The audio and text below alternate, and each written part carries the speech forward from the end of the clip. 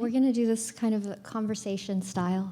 Yes, absolutely. And so, Reem, can you tell me about this first image?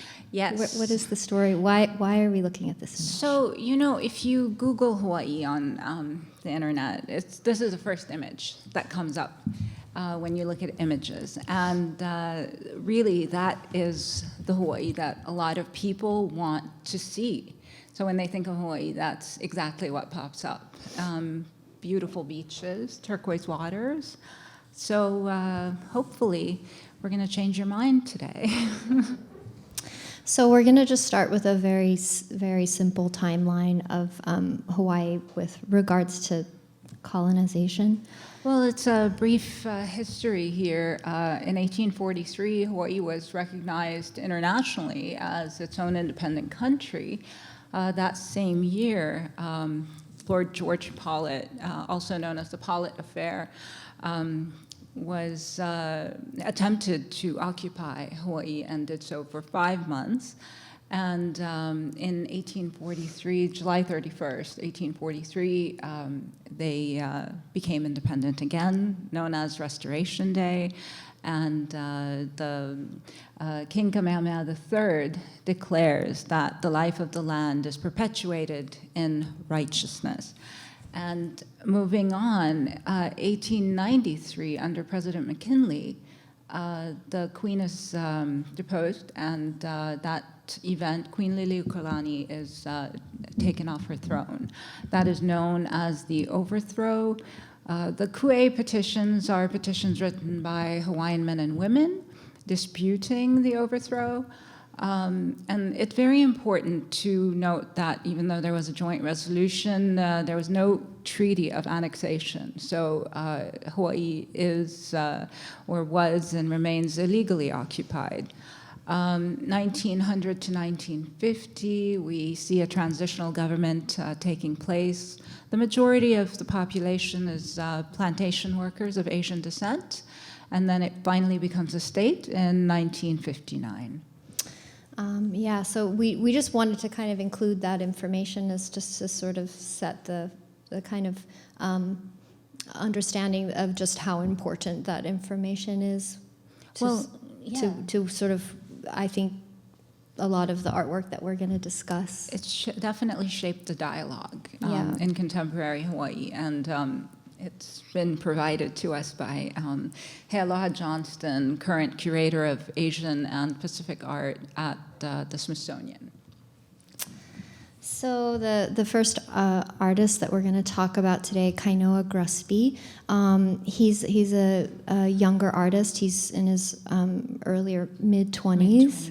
He was actually a student of Reem, and something that I've been struck by in seeing Kainoa's work exhibited in Honolulu is a couple of things. The first being he has an intensity with the material and a real kind of bold and fearlessness quality to how he approaches it, and yet it all kind of falls together and it works. And I think that that's something that's very hard to do, that often I see sort of in artists, painters who are maybe further along the line than Kainoa. And the second thing that has really struck me about his work is the imagery itself and how varied it is, and the way it speaks to a very kind of unique perspective and imagination. You know, it's like he's kind of got a lot of strengths working in his direction. Like, I'm very excited. He's at Slade right now. I'm excited to see, where it's going to go.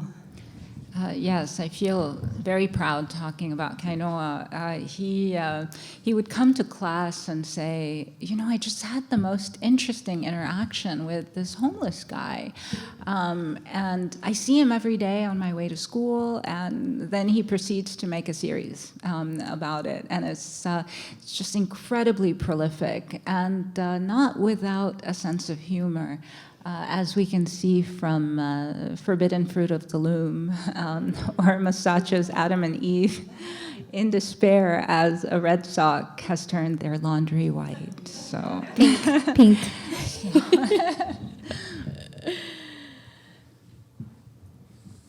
to talk about Tommy? Tommy, well, first, just to sort of situate you, because this talk is sort of going to return again and again to this idea of place. The image on the left is Chinatown in Honolulu. If you are living in Hawaii, you're going to recognize that right away, and it's really a very complex area of the city. It's got a lot of history, and it's got a lot of strife, and a lot of the strife that you see is in the homelessness that's present. Do you want to talk about the two figures? Yeah, Tommy uses. If I had to describe him, I would think he's very iconic in his use of imagery. Chinatown, of course, the image on the left, and then we see a hula girl that resembles Eleanor Powell from the movie Honolulu.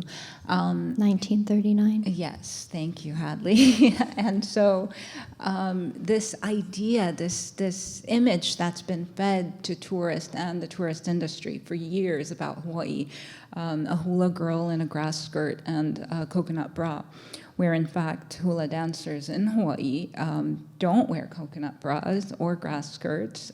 They're actually very modest. Hula is known as a language, very communicative, and it's very soft. So it's definitely not this sex idol that we see on the screen. Mm-hmm. So, yeah, and so Tommy deals with these icons of place. The shopping cart is universally known, well, at least I should say in Honolulu, as the homeless home. Yeah. Yeah.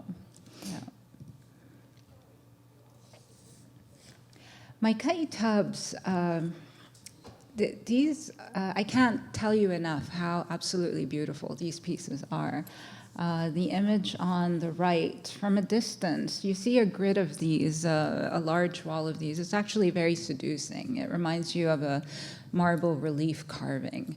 And then you come up close and you see the distortion, and then you go to the back of the wall and you see the reality. And it's very similar. That parallels what we experience in Hawaii. So it's very seducing from a distance. And then you get to know it a little better, and you see the reality of it. So in this case, we have these discarded toys that have washed up onto the beaches of Hawaii. We have a huge pollution problem in the Pacific, and Hawaii is not immune to that, of course. Yeah. This is a collaboration between Drew Broderick and Laurence Seward. Something that I'm always looking for when I'm looking at art is how the form of the art and how the message and the meaning are sort of reflecting one another. And in this particular series of pieces, I'll just quickly show you what the installation shot was so that you can get a picture. So there's multiple ones, and they're displayed in a gallery. I think what I've observed is in this piece is sort of trying to tackle the impossibility of the topic of even discussing all of the various sort of components that are at play right now within sort of the conversation and the dialogue in Hawaii. That there's so much depth to sort of any number of topics that you might bring up, that to talk about them, it's almost as if they are trying to kind of discuss all of them simultaneously in one piece. So this piece is called Rainbow Hash. It's from 2019, and so they say, assembled surfaces slipped between fantasies of Hawaii as a tropical island paradise of the Pacific and of New York as a sophisticated urban epicenter of arts and culture. The mythos of each place is read against one another.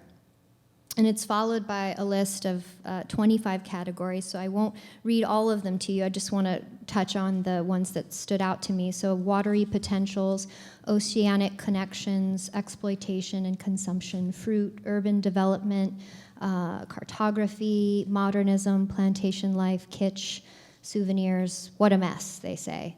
And I think that that's kind of the feeling of, for this piece, which is very conceptual, what I was trying to kind of get at in the beginning is that it resonates with me because the material itself is kind of speaking to this like indecipherable conversation that's happening when you try to tackle every single component of it simultaneously.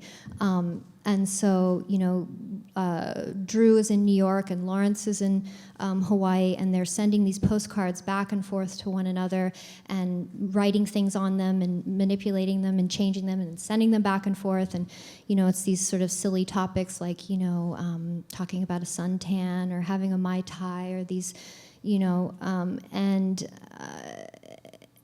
and yet it becomes like you cannot really even decipher the message. And I think, choosing to enlarge the pedestal in the gallery setting, it was very awkward even to kind of confront it in the space. And I felt like that sort of significance of kind of ocean and distance and the distance between perspectives and the sort of impossibility of being able to kind of reconcile that. And so that's why this piece, I felt spoke clearly. So like the great ocean divide, that blue pedestal, it was very tight in that gallery, actually. Yeah. So, okay. And the next artist is Maya Portner. This piece titled Urbanophobia, The Love and Fear of the City, is actually taken from her neighborhood, which she rode around on her bicycle. And again, when you think of Honolulu, you don't always think city or congested city or big city. It is in its own way. And we see these very small streets and alleyways, and she wanted to show the viewer this very careful caring for the city in a way. So she was navigating these roads through the cutting of the paper, which also pays homage to her Jewish heritage, and she just loves those Jewish paper cuts from which are quite wonderful, actually. This is a photograph that Maya and I collaborated on. We were working on a show called Within, Without. Reem was in the show, and there was Mary Babcock and Catherine Love and Maya, and that was the group, right? That's correct. Okay. Yes. Maya had the idea to kind of continue along, her ideas of sort of the city to capture this image. And so it's this photograph is taken at Ala Moana Beach Park. So just that you can have your bearings. Ala Moana Beach Park runs along kind of this very busy area of Honolulu that's had a huge amount of development over the last 10 years. And so she had the idea she wanted to kind of capture the reflection of it. So we woke up before dawn and did a number of photo shoots. And then at one point, we saw that the palm tree and the crane were together, and felt like that really spoke to the situation. And so for Maya, it was very much about kind of capturing that sort of city question and the kind of development and everything we've been talking about. But while we were doing the series, I became really fascinated by the images that dealt more with sort of the surface texture of the water and the light. So I was working on the piece, the painting on the right, entitled Vessel. I worked on that piece for about 3 years. It was such a confusing piece for me. It was like it wanted to be 10 different paintings at once, and I feel like I can remember at least saying, then why don't you make 10 paintings instead of trying to put 10 paintings into one? I have to think of you more often in the studio. But the thing that what I saw between these two experiences of paint and sort of the photography. So when you are in the ocean, if you are a fisherman, if you are a surfer, if you are doing something related to the ocean and you need to navigate it, you're going to observe the patterns of the surface of the water. And it's a kind of, it's a visual skill that you hone. And it's not even just something you can say, oh, I'm going to go to Hawaii for the summer and learn how to read the ocean. Good luck. We're talking decades. We're talking even like it's passed down. It's a very, very sophisticated ability. So in having my experience with the ocean in Hawaii, my brother and my dad were windsurfers. My husband grew up on Kauai. He's a waterman. And me being a surfer myself, this idea that is how I started to see the parallel between the lines on the water and the lines on the page. And, what if you could kind of grab the end of a sentence and sort of pull the script? All of a sudden you have this line. And so I think without going too far into it, a lot of what I'm doing again and again within my work is this sort of cycle between sort of form, abstraction, kind of like the birth of concept, and then back to sort of the components that of which it's made. Yeah, I don't think you could live in Hawaii and be immune to water in some capacity. I mean, I think it plays a role in a lot of our work, for sure. So moving on to the topic of politics, I couldn't imagine this conversation happening without showing the work of Kalani Landgraf. This is one of my favorite pieces by her, Pono'iwi, from 2012-2013. What you see are these shovels that have holes drilled in them and therefore are rendered useless. Her commentary is on the beaches, the sand dunes, actually, that have been flattened on the island of Maui, where the sand has been brought over to the island of Oahu so that they could keep the tourist industry going. So they bring all the beach to Waikiki. And in Hawaiian culture, they often buried their ancestors in the sand. Unearthing the bones is sacrilegious. So it's really very, very important not to expose the bones in any capacity.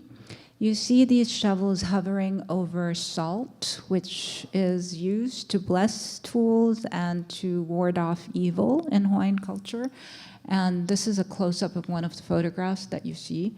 So Kalani Landgraf has always been very outspoken in terms of changes to the land that have happened at the hands of people who have infringed on the land. Another video that I have here, it's a very short video that I want to show you, is also by Kalani Landgraf, and I will explain shortly after.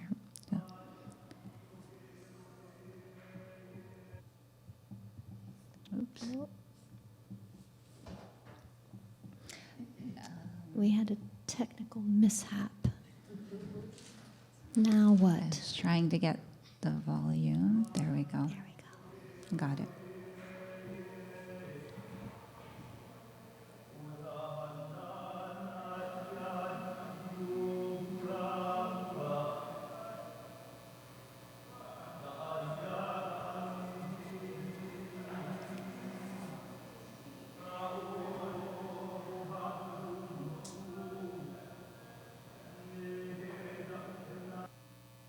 So I took the video. It's not a professionally done video, but we can see detail shots in this image. And this whole piece was actually titled was in the Honolulu Biennial just a few months ago. And it's made up of 108 photographs of Kanaka Oiwi, which who are Native Hawaiians. The oli, which is the Hawaiian chant that you hear, is actually based on a speech that was given by Haunani K. Trask in 1993, which is the 100th year anniversary of the occupation of Hawaii, and in which she repeats, "I am not an American," over and over and over again. And so it's a very meaningful and poignant. And actually, Haunani K. Trask is the person on the far left. It's a very meaningful phrase, of course, to a lot of Native Hawaiians, of which the ones that are pictured here are scholars and artists and ocean navigators and educators. So really the best of the best from Hawaii. Nenea Lum is also a Native Hawaiian artist. She's actually an MFA student at the moment. What you see here are detail images only because they are work in progress, but I was so insistent on showing these because when I visited Nenea's studio, one thing that she talked about that completely enchanted me was the fact that she preps these canvases, coats them with rabbit skin glue, and then buries them in the mountains of Manoa, where she's from, on the island of Oahu, and keeps them there for a month. And so when I asked her to elaborate, she said that she considers it a collaboration with the land. And so collaboration is really a strong word. And so I asked her to flesh the idea out a little bit. And she said that it was, it's her ancestors. They're in the soil. And so again, we go back to this idea of the bones being buried and in the land and how much a part of the land Hawaiians believe they are. And so this collaboration makes a lot of sense for me. Wouldn't you say, Hadley? Yeah, and I think just to note too about Nenea, these are the images we have for her, but she's also a landscape painter. She paints plein air. I mean, she works from life. It's interesting that I feel like, you know, she's working in this way. This is newer to me than what I've seen in the past, the sort of without the image. She does work from life, and she's very connected to reconciling concept with technique. Mm-hmm. Another person who works in that same vein and addresses the idea of identity politics is Daniel Scheinfeld Rodriguez. And what we see here is a carving of a purple heart wood, which is from the Amazon in Venezuela, where Daniel is from. And he associates this wood with a very beautiful time in his life and the notion of home. The clamps represent memories that he can't let go of. And when he was talking to me about how he connects to the physicality of the wood as he is carving and how it completely transports him home, I, for one, completely identified with that idea, for sure. Mm-hmm. So, would you introduce? So Melissa Camara is an artist who is half Lebanese, half Filipino, born and raised on the island of Oahu. Yeah, and if I remember correctly, you did a studio visit with her. This painting was part of a series that she had for a solo show at the museum earlier this year, and I remember you flew over there to see her in process in her studio, and so you have a kind of firsthand sense of what she's doing in her process, and I'm so curious what that was like. Well, she lives on the big island of Hawaii, and this whole series was part of a show titled Migrant, about the issue of immigration all over the world, really. And as we know, with contemporary politics, that's been big in the news. The figures that are depicted are of different migrants throughout the world. And for example, the figures in the nurse costume are nurses from the Philippines who happen to live and work in the United States. The large face in the center is that of Maria Lydia Metza-Cortez, who was attacked by tear gas on the US-Mexico border. The seemingly intricate lace collar is actually images of Mediterranean rafts transporting migrants printed on silk, ornately wrapping around the figure's neck. And so these are very heavy heavily laden with meaning. I had a question for you. Did you get any information for her about the sort of passageway, the door that's through what? Yes, so one of the books that was a big influence for her, and then she has since sent it to me to read, is Exit West, and by Mahsen Hamidi. And the book briefly details this scenario where we have these people who are desperate to leave their home that has become a war zone. The writer doesn't specify what country this is, but being from the Middle East, I can safely say it's probably one of us. And then they find these portals that they are teleported through. And so these doors are kind of symbolic of possible portals that you can be teleported through, you know. This is another, is this a former student? She is, yes. Yumiko Glover is a former student of mine and a descendant of Hiroshima survivors. I invited Yumiko to talk to my students a few months ago, and it was a very bizarre experience because my classroom overlooks Pearl Harbor. And she gave the Hiroshima talk, and one of my students is an 87-year-old, a 78-year-old Hiroshima survivor. And so it was really very moving for everyone in that room. And so this is a depiction of the atomic bomb. She uses kimono fabric as her visual information, and they look like very seducing paintings. There's candy cane or cotton candy colored clouds, but in reality, the surface is really beautiful. I mean, yeah. it looks very sort of flat and uniform, but I've looked very closely at the paintings, and I feel like there's a great deal of sort of feeling inside of it. It's Right. I don't know quite how to put it. Well, you know, one thing that I was adamant when Yumiko was my student was to push her to use the mark a little bit more, and she succeeded in doing that, I think. So the next artist, Solomon Enos. This is a piece that was at the Honolulu Biennial. I remember the first time that I saw it, definitely feeling that sense of narrative. It's as if, right, there's a huge book that's been sort of unbound and displayed now in its entirety on the wall. The name of the piece is called Polyfantastica.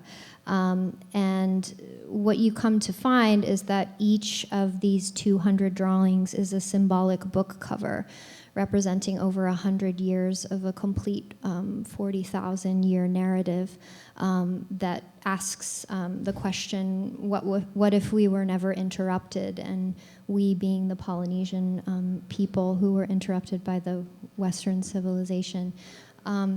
Solomon is kind of, he's one of the most prolific artists, I feel, working in Honolulu. His body of work is beyond comprehension. It's like someone who's just constantly obsessed with working, and so there's a lot of variety in what his work has exhibits. But in this particular piece, I think you get a sense of his sort of imagination, and at the same time his real deep appreciation for drawing and the process of drawing. And I really appreciate what he's doing. I mean, I think this idea of what would have happened if the Polynesians were never interrupted is one that fascinates and haunts a lot of local artists, and it's definitely being addressed. Mm-hmm.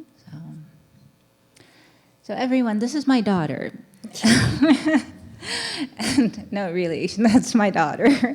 I remember seeing, so my daughter is one of those dream teenagers that, for better or worse, always forgets her cell phone at home and is not addicted to her phone. It's always out of battery.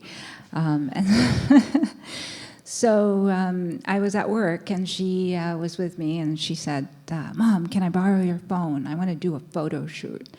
I said, "Sure," because I know she likes to take photos. And hours later, I'm at home, sitting on the sofa, looking through images, and I see this. And this is the sequence of emotions that I go through. My first thought is, oh no, what happened? Is she okay? My second thought, because she was sitting by me, so I knew she was fine, my second thought was, oh my God, this floor is so dirty. And then my third thought was, this is an amazing picture. I know, and so these are two images of my work on the right and Reem's. Wow, the colors. Okay, Colors are quite different. Yeah, it's okay. I've been looking at the screen. Yeah, so the thing that kind of caught our attention when we looked at this, we felt like, oh my gosh, the figure is like flown out of the sort of portal of my painting and landed into Reem's, or does the square in my piece sort of symbolize kind of the figure in that painting? But I think, you know, Reem and I have a lot of conversations in the studio about our work and mark making. And do you have any thoughts about when you see these two pieces together? Well, I think that, you know, this happened at a time when Hadley and I were visiting each other's studios several times a week. And this mark is not typically my type of mark making. I typically use a lot of squeegees, and I scrape off. And I didn't in this piece. I think a lot of it has to do with Hadley's mark making, but I also think that it's because it was my daughter. I wasn't about to scrape her off the surface. So this image is actually in honor of Alan Kurdi, the Syrian refugee boy who washed off up on the shores of Turkey. And I couldn't help but remember that image when I saw my daughter's photograph. My piece on the right, Allies 2, is a series of 5 allies in my show at the museum right now, and I'm going to talk more about that process and those paintings a little further in the talk. I think our conversation, in addition to the marks and the colors and what's going on in any given square inch in either of our works, is of course this dialogue that we both share with art history, and I think which is kind of the foundation that the studio school really imparted to me, was that there's this kind of endless resource. There's endless, like you could live 1,000 years and you could never, you know, touch upon every single piece that's been made that could have meaning and relevance to sort of your life and thinking about the work. And so Reem, this piece, the painting that's to come, is a kind of combination in part of these two images, and this is part of your kind of exploration of those two. Can I skip ahead just to see, or you want to talk about this first? Yeah, just real quick. I've been copying Guernica for years, and I booked a ticket to Madrid this past summer and spent quite a bit of time sketching from Guernica at the Reina Sofia. And, you know, obviously the anti-war subject is very appealing to me, being a survivor of the Lebanese Civil War myself. And when Trump was, when this whole controversy about the U.S. border was happening, and the violence that we saw happening against people seeking refuge was taking place, I just couldn't help but think of Peter Paul Rubens' Massacre of the Innocent. So this is a hybrid painting, and again, the red is so bright, so it's actually much grayer in reality. It's quite bright on the screen. Oh my goodness. So forgive the color shift, but it is a complete hybrid between those two pieces. Yeah, how were you kind of working with them together? What was the process like of bringing those images together? Well, you know, how do you do that in the studio? You know, I never have a plan. So I just kind of start and I respond to the surface as I go. I mean, I really activate the surface a lot, and I really believe in building this, getting to know the surface. Yes. And so a lot of it is that for a couple of weeks before I can figure out what's happening on the image. And you just have to wait and see. I mean, I was ready to let it all go. So can I tell them the funny story about when you brought this out? So Reem and I, we have studios at Lana Lane. It's a warehouse space in Kaka'ako where there's filmmakers and photographers and flower designers and then series of painters.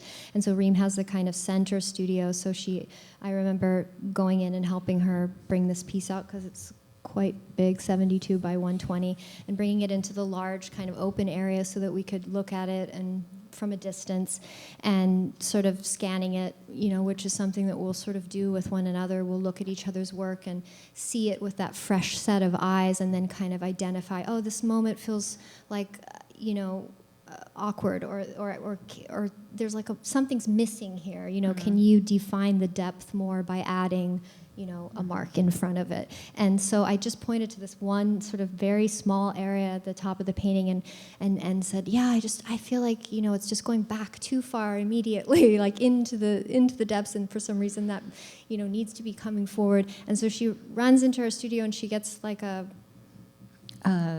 paint marker. A paint marker, and she just walks right up to it and she just does like a couple lines and she's like, oh, okay, done. So that's, you know, that's the kind of painter I am. Painterly interactions that we share with one another. Right. Yes. And then this series, the Moribund Outlivers. I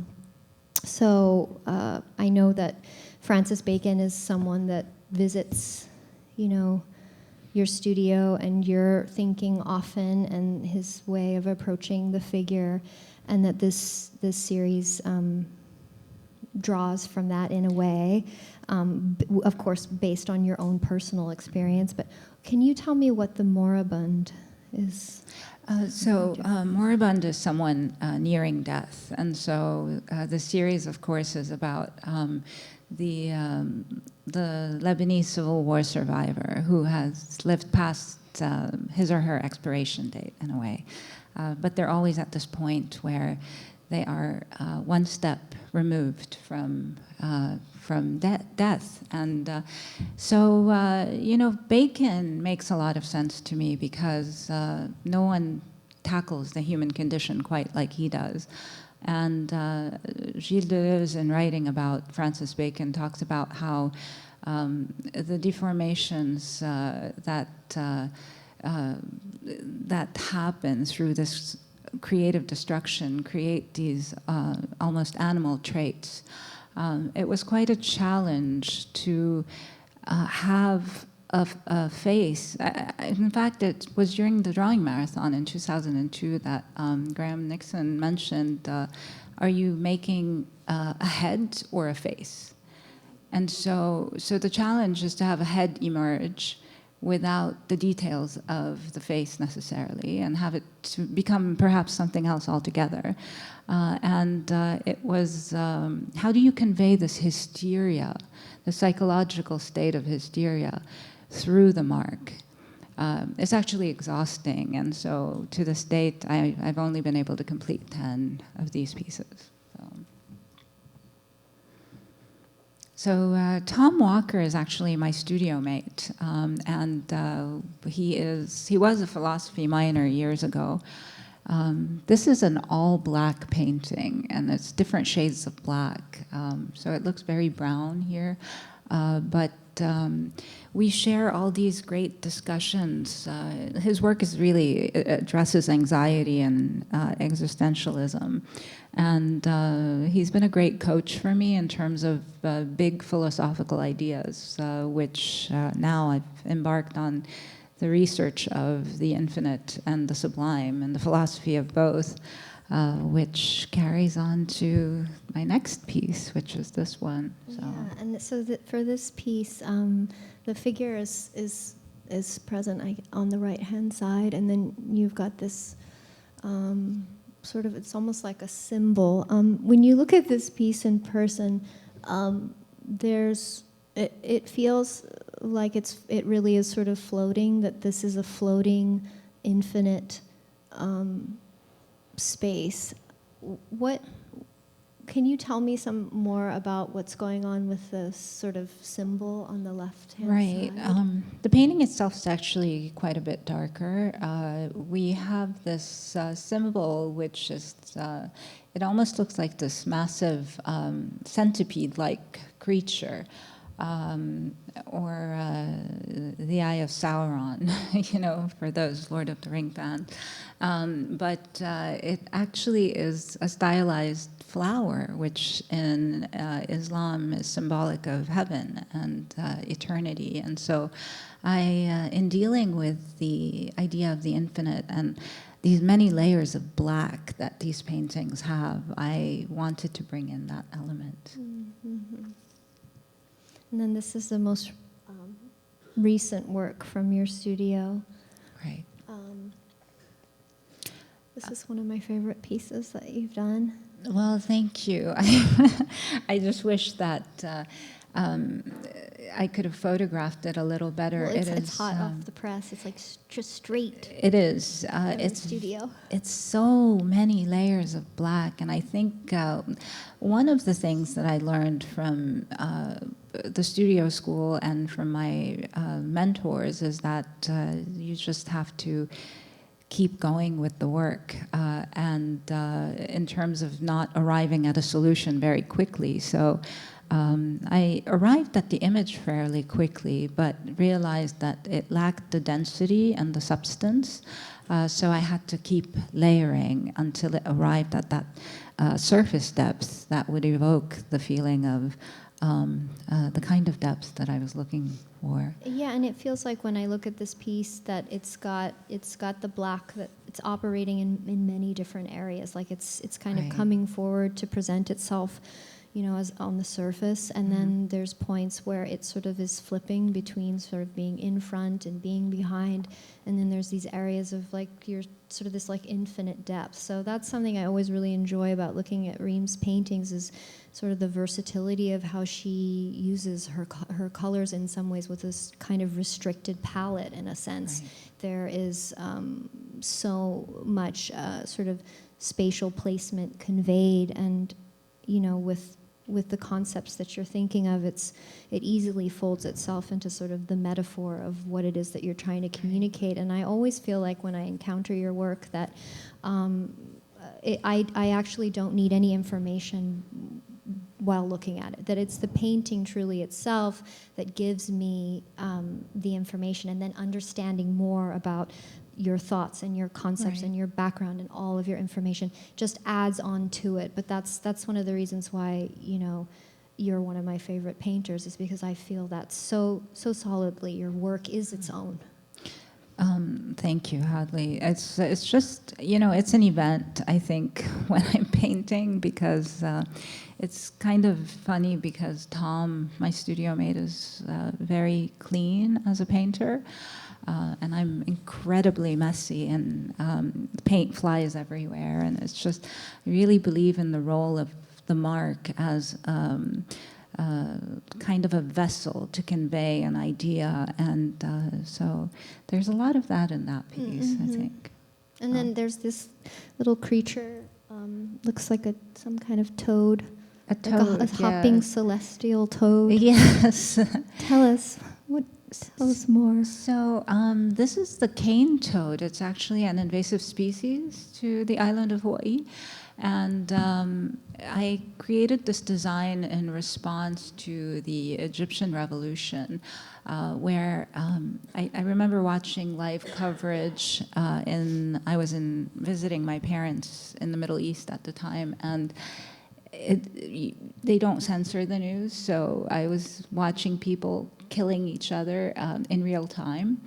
And I just, this thought came to mind that it's just like cannibalism, you know. So I felt like that's what's happening in the Middle East. And so I juxtaposed this really intricate Islamic pattern onto this cannibalistic toad, just to show that this is what's happening in a sense. So he makes an appearance often. So this is a slide with both of our work and the recurrence of the hand throughout. I often use the hand as a sort of motif. I think hands are, I think they're so fascinating in the way that they can sort of, they're kind of the creators of all of the art that we've seen, and they're a way of sort of, Reem, can you talk a little bit, because you articulated earlier to me today some of your thoughts about the hands. Well, yeah, it's just like what we do stuff with the hand. We can hurt someone, we could love someone, we could kill someone, we could stop someone, we can invite someone in. So the hands have become very symbolic in both of our works, I think. This is a larger full image of the details. So this painting's called Night Bloom. This piece, I feel like it's kind of like a collection of ideas, which is often how my pieces come together. There's, elements of nature. There's a postcard of Pontormo that I actually got when I was traveling with the New York Studio School Italian, the marathon that we went to Italy. So I've carried this whole series of postcards that I don't know that happens anymore, but it was a pretty fantastic experience to travel to Italy with Graham and Karen Wilkin and a host of students and draw from the model and draw from Signorelli and then travel around and visit Piero, and it was pretty radical. And so it's has and continues to have impact on how I think. And so, of course, I just give a little nod to that. There's still life reference, and I still often work from arrangements. So it's a sort of combination of movement in the sense of kind of the environment in the world that I've experienced being back in Hawaii. Yeah, Hadley, I think one of the things that you do so well in the work is this balance between the abstract and the representational. You do work from life, and Yep. You continue to do that, and you build very elaborate still lifes in your studio. And perhaps as we move on to future works of yours, we can talk a little bit about sure, that. definitely. Yeah? Okay. Oh, sorry, nature. The third and final topic. So Emily Mcelroy, what do you think? Yeah, her work is so interesting. It's very large, so it's you're encountering it, with your body. It's the feeling of kind of the human scale. And what strikes me about her imagery is that it at once feels sort of like the phenomena of nature, or like a sort of smoke or cloud, the movement of wind and air, and then it's also internal. It also feels like you could be seeing sort of like the inside of your body. So the way she kind of goes from sort of this sense of the internal and to the external in a movement is what I thought was most interesting when I was looking at it. Yeah, it's funny you should say that. She does really tackle the organ, the human organ. She's lost, sadly, every single family member of hers. And so this series, In Between Two Waters, is this search of this space between life and death, and this search for those that she has lost in her life. Mm-hmm. So Hadley, I'd like us to talk a little bit about the role of water here. So this is the greater weight of water. Can you tell me a little bit about that painting? I can. I just, I want to sort of position these two pieces. I have an idea for how they sort of represent my experience of place. Mm-hmm. And I just want to quickly touch on that, and it will get to the idea of water, for sure, because that's what's going on. But I think that, so the image on the left is one of the first pieces I feel like I created after graduate school, that I felt like, oh, okay, there's a next chapter. There's more for me. There's a life after. Because as you know, it's such an intense experience, and especially at the studio school, you are among comrades. You are in a land where everyone speaks your language. So this to me felt like a piece I'd finally made on my own that I felt satisfied with. And it's more about kind of, the heliconia, the flower.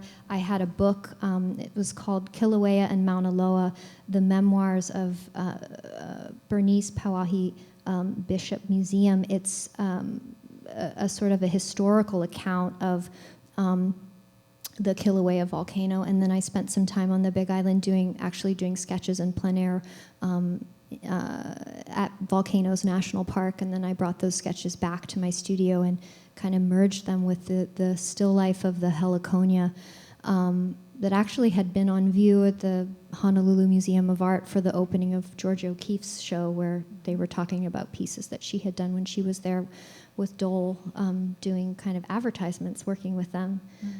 But so I think, so then the image on the right, the greater weight of water, which is in my current show, for me, when I look at these two pieces together, I see really how much my relationship to place has evolved over nearly this decade that I've been there.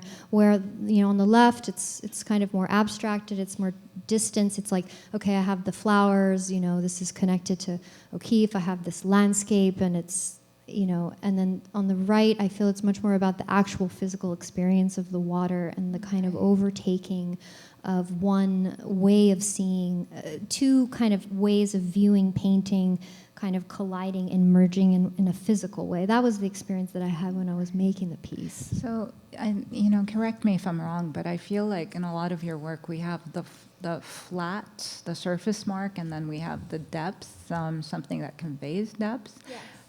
So perhaps you can talk a little bit about that.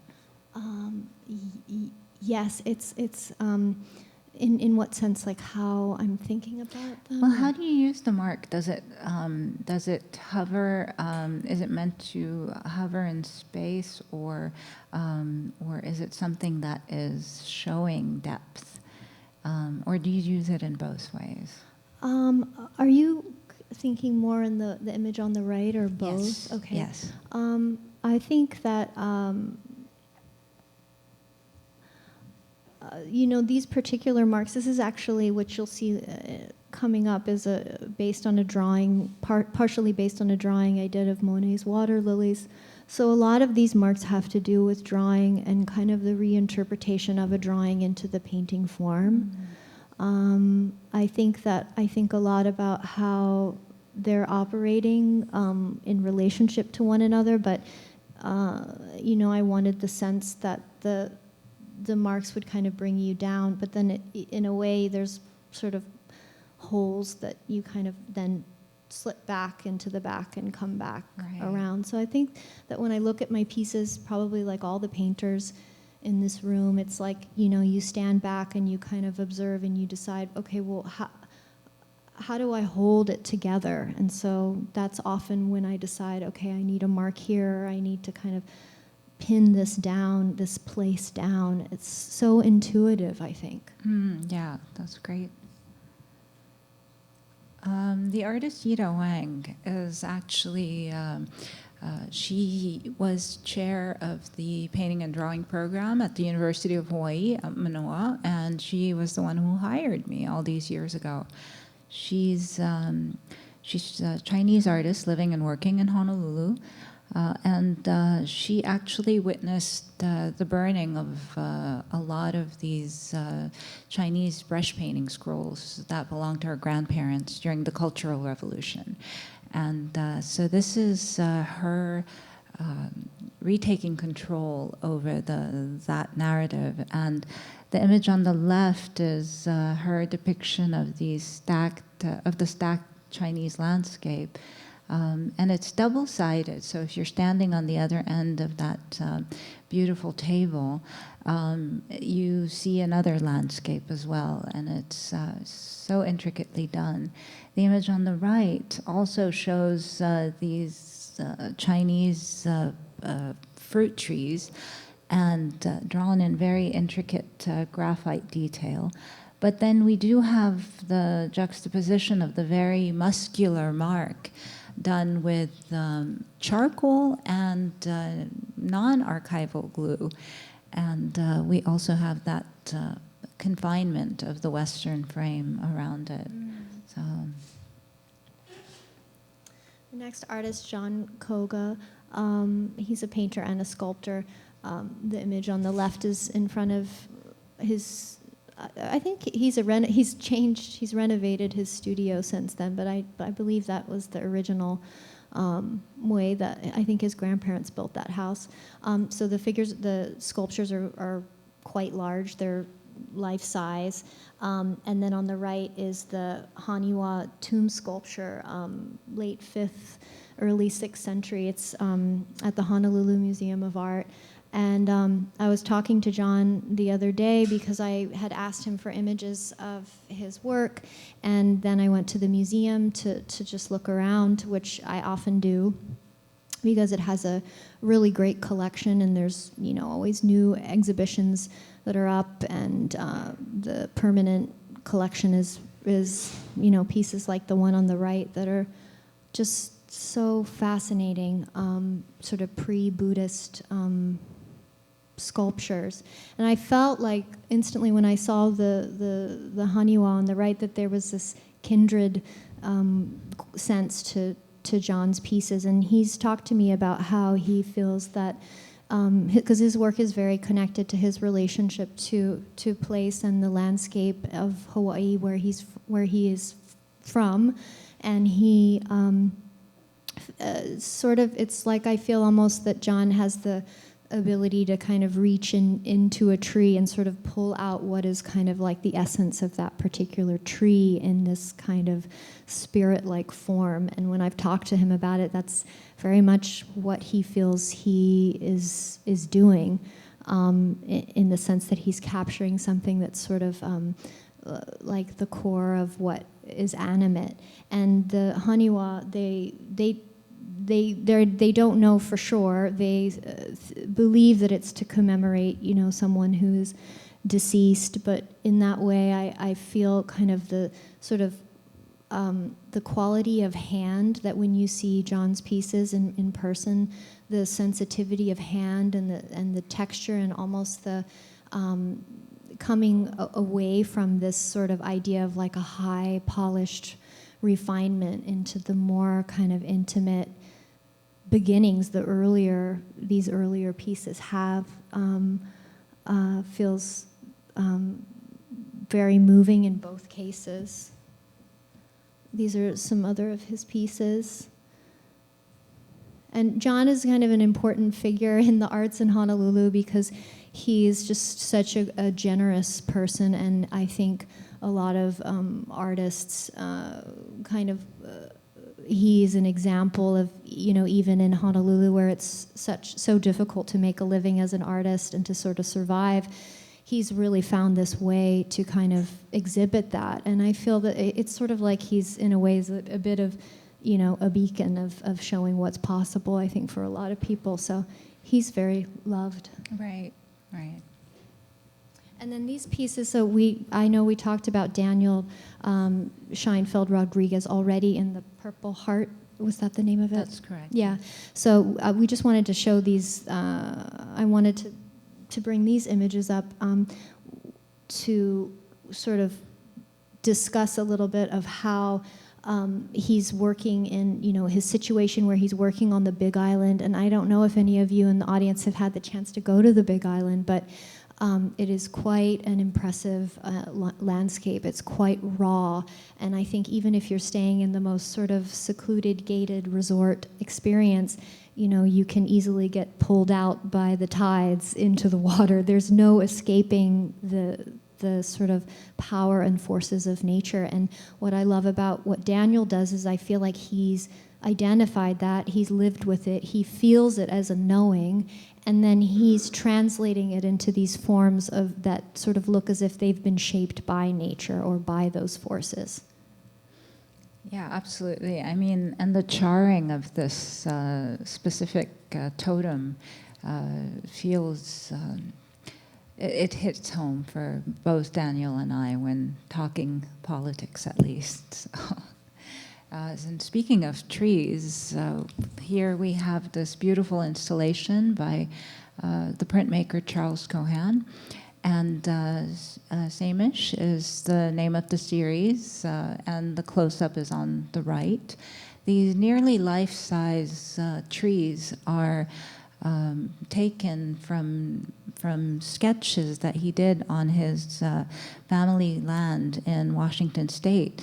And they're an homage to the removal of these very trees from his family land, which stayed there until 2015. The dialogue that shows that shapes a lot of Charlie's work revolves around these trees and around the eruption of Mount St. Helen.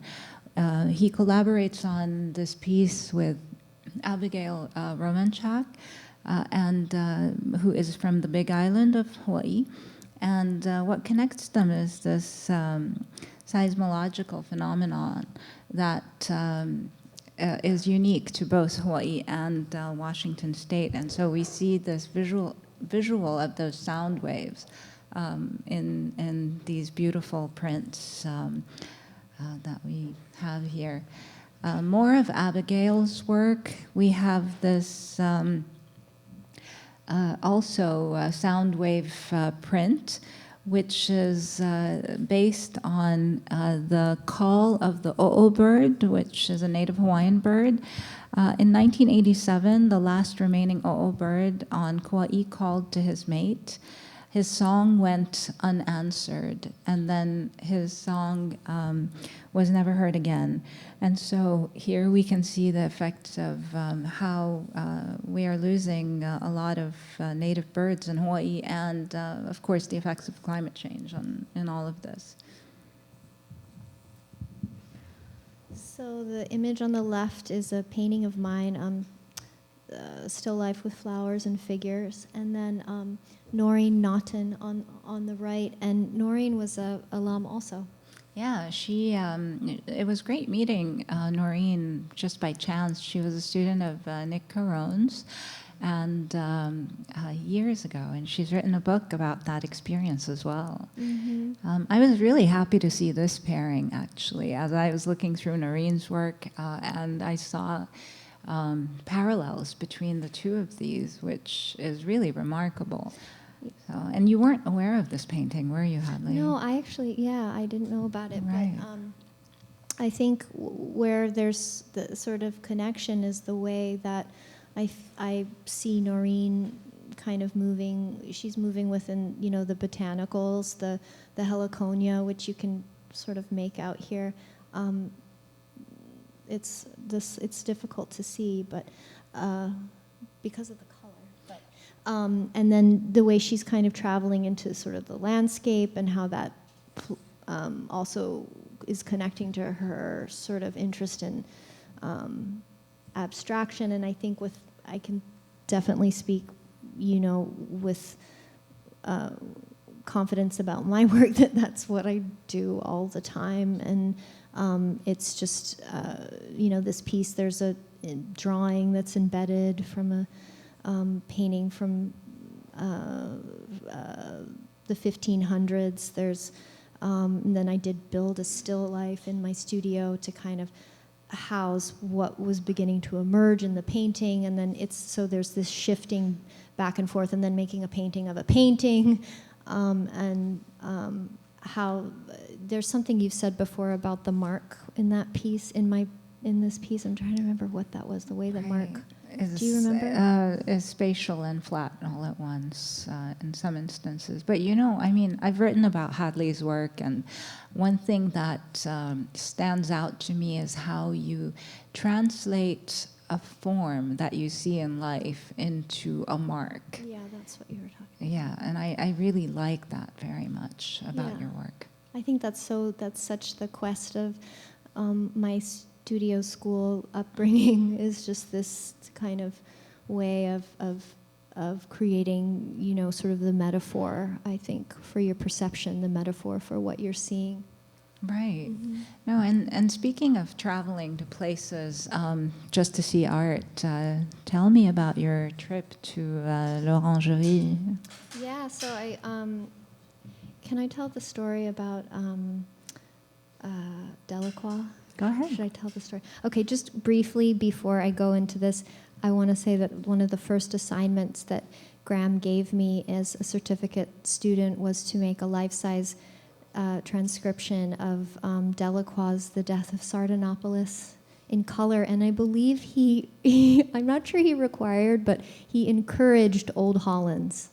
So that was quite... And for those of you who don't know, Old Hollands paint is the most, you know, fantastic, rich pigment.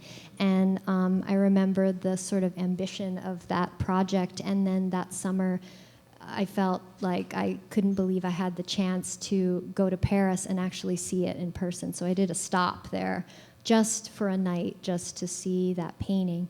And I think that's like the beginning of sort of recognizing, you know, this notion of it's perfectly okay as an artist to go to a city for a night in a foreign country just to see a painting in the museum. And so I was really interested this past year in Monet's water lilies, and in particular because I was so fascinated by sort of rethinking his relationship to the garden and to the environment, and the way that he shaped that really for his process of painting it. So in a way, it's almost like the garden was his sort of still life, or it was a piece that he made, and he was in tune with the seasons and the blooming of the flowers and all of that. And of course, coming from Hawaii, where I'm spending a lot of time in the natural world, it resonated. Right, and I remember when you came back and you did the painting on the left, and I came up to your studio and I saw that violet, and I was amazed that you had hit that violet, because it's not an easy color. And I sort of stumbled upon, I had been looking, I think because Monet, I felt, you know, who would be a real kind of contrast and opposite to Monet, and I couldn't think of anyone in the moment more than Albers, and so having this dialogue in my mind and in the studio between the sort of wildness of the garden and the kind of containment and reduction of information that Albers was doing with color was felt like it would be a dynamic that I could spend time with. And so when I was looking back at my images from the visit to the museum to find color for this piece on the left, I came across the square image here, and it was sort of then that it clicked, well, what if I create, you know, more detail in this specific section of the painting? So the painting is of the drawing, so the drawing is the map for the painting. What if I create more section and more detail with color in sort of the square, limits of the square, and then what starts to happen as you read the painting? Where does the square live? You know, what additional information does it provide for you? And for me, really how that relates to kind of these bigger sort of philosophical questions of perspective and viewpoint, which I think is a lot of what we've kind of been talking about tonight, is the multiple viewpoints. Right, and I mean, we see that here, that influence from Albers and the postcards, and that combination with your Monet pieces. Yeah, and the dimensions of this rectangle are, and for the paintings for the allies, they're all based on the postcard proportions. So this is earlier this year. I was invited to Google their headquarters for more or less headquarters for virtual and augmented reality are located in Mountain View, California, and they invited me for an artist residency. It was a short one. It was a week long, but it was quite intense in what I was exposed to with regards to their technologies, and the opportunity to spend some time in virtual reality was, I had no, I kept my expectations sort of neutral. I didn't really know what that was going to feel like to translate the information that I've been putting into paintings into that world. But once I had, like I think I had an hour and a half tutorial, I realized instantly that I wanted to create a studio space inside of that world, and then I wanted to respond to all of these different source materials that I normally do in the studio in that space, because the things that you're able to do in that world, you cannot in this world. So let me show you. This is a video about the color selection. So you can choose exactly, from your sources, and then you can create, many different marks. There's the drawing, so you can see I'm making what is part still life, what's part three-dimensional painting here. So I've only been using this program at this point for probably 3 hours total. So, there's lots of sophistication you could get, but I think it does communicate sort of the kind of core of the concept that started to emerge for me, and it was really fascinating to see the way that you could build a painting, from any direction, sort of simultaneously, as opposed to kind of the building up of the surface, and the way that you can kind of stick to what is core to you. It's almost like there's no way I can ever get away from myself. There's no way I will. So I'm not afraid of this new form, and I don't feel that it was like threatening, what is essential to me. It would require a lot of time and commitment to this particular form to create something I'd feel like, yeah. But it's got so much potential. So,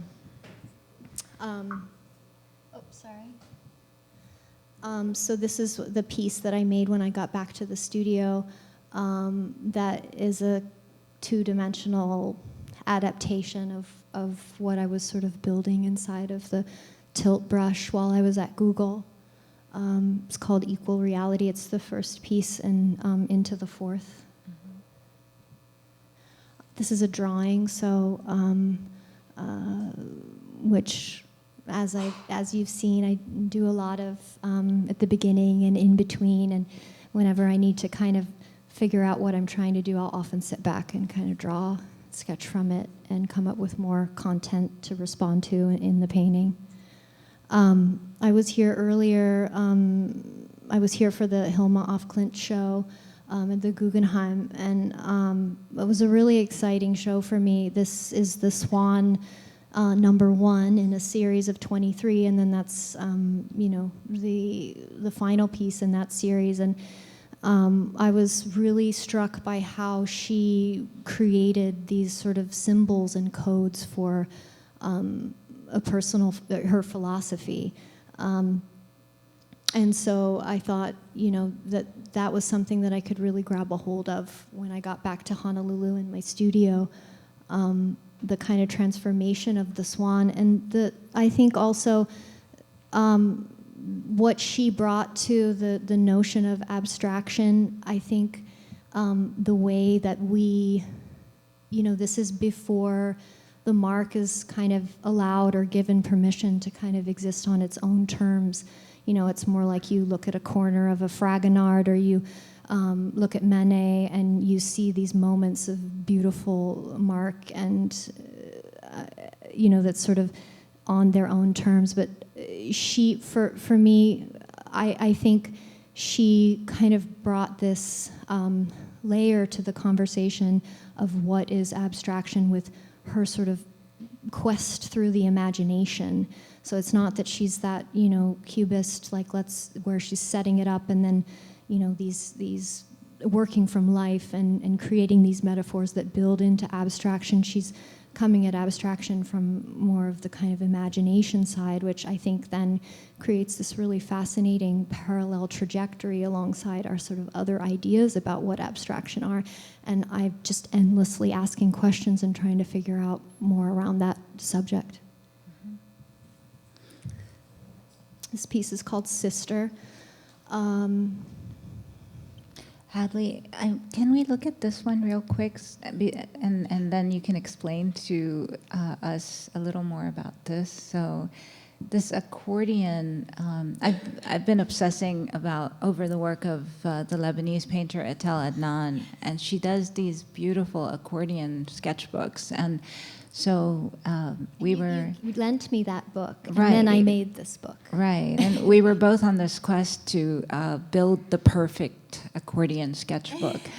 And so Hadley built that one and then did a very smart thing, you know, by cutting into it and creating these portals so that it was, in fact, it carried over from her Google experience, and it was a 3D painting that you can interact with on a small scale, but still.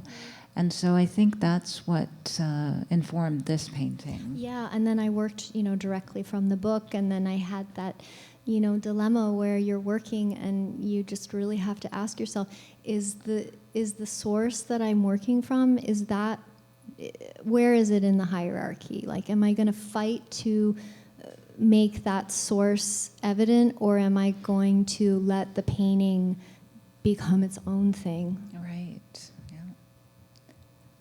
Fascinating. And then these are Allies 3 and Allies 5. So they're the series of allies represent, you know, elements in the studio and in my experience that have kind of been very key or you know, remain as constants. The virtual, of course, was a newer experience, but in this Allies, I wanted to kind of convey the drawing and the sense of space. And when you see it in person, you really get that feeling that there's a lot of depth in moving around, whereas the other Allies have a different quality of space, for sure. Right. Final slide. Slide. So home, the painting on the left by Hadley is that square, which has made an appearance throughout the series, hovers and keeps the viewer at bay. And it's really a nice interaction with the painting where the three-dimensional is taken to another level in a sense, and you're really interacting with the color.